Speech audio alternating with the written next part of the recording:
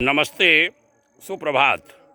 आज 15 फरवरी युग ऋषि विचार श्रृंखला का 411वां 411 चरण, पुरुषार्थी ही पुरस्कारों के अधिकारी शीर्षक से आज बात कहता हूँ। अखंड ज्योति फरवरी 1969 के पृष्ठ 30 से।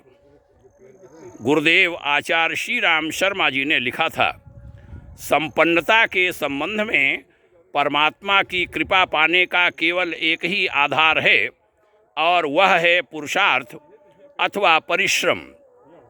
जो व्यक्ति प्रमाद त्याग कर उद्योग, परिश्रम अथवा पुरुषार्थ करते हैं, उन पर परमात्मा कृपा करता ही नहीं, उसे करनी पड़ती है। वह अपने इस नियम को इस विषय में भंग करने के लिए सक्षम नहीं है। यह अक्षमता उसकी अपमानता नहीं बल्कि महिमा है।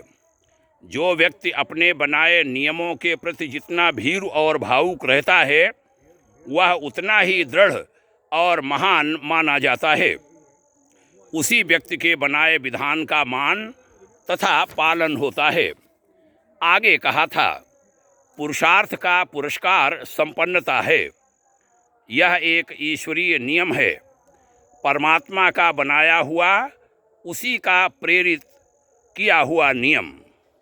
यदि वह स्वयं ही इस विषय में स्वेच्छाचारिता बरते और इसका अपवाद करने लगे, तो उसके विश्व विधान का क्या महत्व रह जाएगा।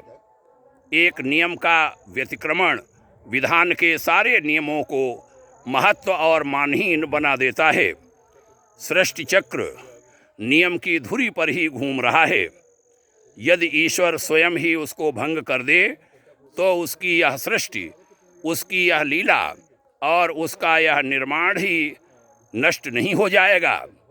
जो पुरुषार्थी है, परिश्रमी है, उद्योगी है, उस पर अपने नियमानुसार परमात्मा कृपा करता ही है। वह ऐसा करने को विवश है। संपन्नता और सफलता जो पुरुषार्थ का पुरस्कार है, मनुष्य का अपरिहार्य अधिकार है। कोई शक्ति अथवा कोई भी सत्ता उसे इससे वंचित नहीं कर सकेगी। बड़ा ही सुंदर आज का लेखांश आपने ध्यान से सुना, इसके लिए आभार।